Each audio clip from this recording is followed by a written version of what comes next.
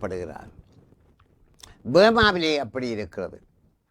இஸ்லாமியம் அங்கே வந்து இறங்கிய ஒரு சமயம், பௌத்தம் இறங்கிய சமயம், அதிலே பௌத்தர்கள் இஸ்லாமியர்களை அடக்கி ஒடுக்கின்ற ஒரு நிலைப்பாடாக இருக்கிறது. மோடி அவர்கள் கூட தன்னுடைய தேர்தல் பிரச்சாரத்திலே மறைமுகமாக இஸ்லாமியர்களை கண்டிக்கின்ற மாதிரி அவர் சொல்றார், நிறைய பிள்ளையவர்களுடைய குடும்பத்தை சார்ந்தவர்கள் இந்த காங்கிரஸ் கட்சி ஆட்சிக்கு வருமையானால் தேசத்தின் சொத்து அவர்கள் கையிலே போய்விடும் என்று. அப்ப நிறைய பிள்ளைகள் என்றால் யார்? தமிழ்நாடா, கேரளா மக்களா? இல்லை, இஸ்லாமிய மக்கள் தான் நிறைய பிள்ளைகளை பெற்றெடுக்கிறார்கள். இப்பொழுது இந்தியாவிலே 80% இந்துக்கள். இப்பொழுது அங்கே பிறக்கின்ற இஸ்லாமிய பிள்ளைகளுடைய அளவிலே பார்த்தா ஒரு காலகட்டத்திலே இந்தியாவிலே இஸ்லாமியர்கள் இந்துக்களை விட அதிகமாகி விடுவார்கள் என்றது புள்ளி விவரம். அப்போ மோடி அதை மறைமுகமாக சொல்லிக்கொண்டு இஸ்லாமியர் கையிலே இந்த காசு போய்விடக்கூடாது என்ற மாதிரி இப்படி இந்த அரசியலே எப்படியெல்லாம் கதைப்பார்கள்.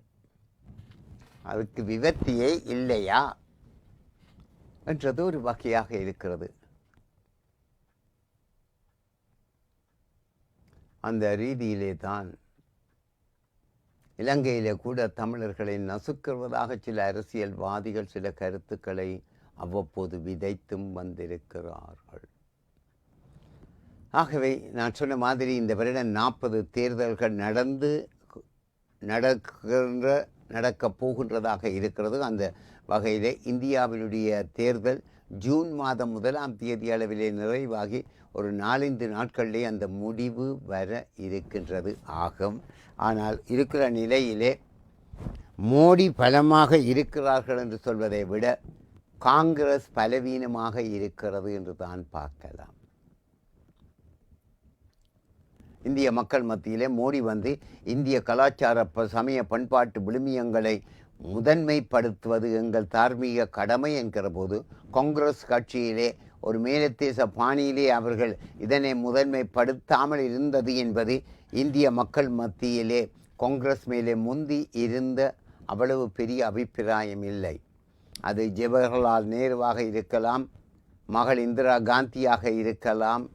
அவர்களுடைய செயல்பாட்டிலே இந்திய மக்களுக்கு அவ்வளவு தூரம் ஆர்வம், ஈடுபாடு, மதிப்பு இருப்பதாக தெரியவில்லை என்பதையும் வைத்து நாங்கள் இந்த தேர்தல் முடிவை ஜூன் மாதம் அளவிலே பார்த்து கொள்ளுவோம். ஹிட்லர் என்றால் ஒரு இனவாத போக்கு. அவருடைய வார்த்தைகளை அளந்து கதைக்க வேண்டும், இல்லையென்றால் பெரிய ஆபத்து என்று சொல்லப்படுகிற மேற்கத்திய உலகத்திலே அவர் பிறந்தது ஜெர்மனியிலே அல்ல, ஒஸ்ட்ரியா என்று பக்கத்திலே இருக்கிற ஒரு நாட்டிலே. அந்த நாட்டிலே அவர் பிறந்தது இந்த ஏப்ரல் 20ஆம் தேதி. 4 ஜெர்மனியர்கள் அவருடைய பிறந்த ஊருக்கு போயிருக்கிறார்கள்.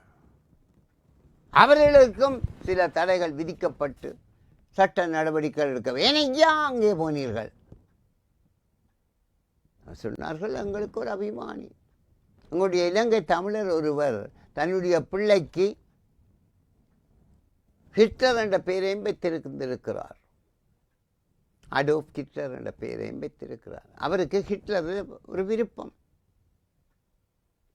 ஆகவே அவர்கள் தங்கள் விருப்பத்தை மறைக்க வேண்டிய அவசியம் என்ன என்ற ஒரு வகையிலே கேள்விகளும் எழும்பிக் கொண்டு இருக்கிறது. ஆகவே ஒஸ்ட்ரியாவுக்கு போன 4 ஜெர்மனியர்களுக்கு சட்ட நடவடிக்கைகள் எடுக்கப்படுகிறது என்பதை இன்னொரு பக்கத்திலே பார்க்கலாம். அடுத்ததாக இந்த இந்தியாவிலே இருந்தும் இலங்கையிலும் அது படிப்படியாக வந்துவிடும். வெளிநாட்டுக்கு போகணுமா, காசை கொண்டாங்கோ வாங்கி கொண்டு அவர்கள் போகிறவர்கள் நினைப்பார்கள் மத்திய கிழக்கிலே போய் உழைத்து காசை கொண்டு வரலாம் என்று. அப்படியான பேர் 35 இந்தியர்கள் ரஷ்யாவுக்கு கொண்டு விடப்பட்டார்கள்.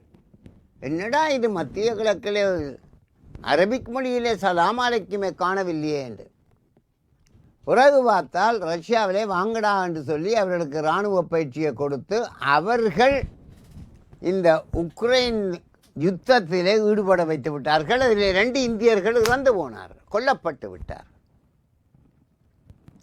ஆகவே தான் இந்த ஏஜென்சி சிலர் செய்கிற சில வேலைகள் நம்பிக்கொள்ள முடியாததொன்றாக இருக்கிறது. அது இன்னொரு வகையிலே தாக்கமாக இருக்கிறது என்பதையும் இன்னொரு பக்கத்திலே பார்க்கலாம். இப்படியாகத்தான் ரீயூனியனிலே சில தமிழர்கள் கைவிடப்பட்டிருக்கிறார்கள் என்று கேள்விப்பட்டிருக்கிறேன். அதே மாதிரி எகிப்திலே கைவிடப்பட்டவர்கள் சிலர் இருந்திருக்கிறார்கள், சிறையிலும் இருந்திருக்கிறார்கள். நான் அடிக்கடி சொல்கிற மாதிரி தென் அமெரிக்காவில் இருவர்கள் கைவிடப்பட்டு ஒருவர் அந்த தென் அமெரிக்க பெண்மணியை கல்யாணம் செய்து வேளாண்மை செய்கிறார், மற்றவர் மரவேலை செய்து பிழைக்கிறார்கள்.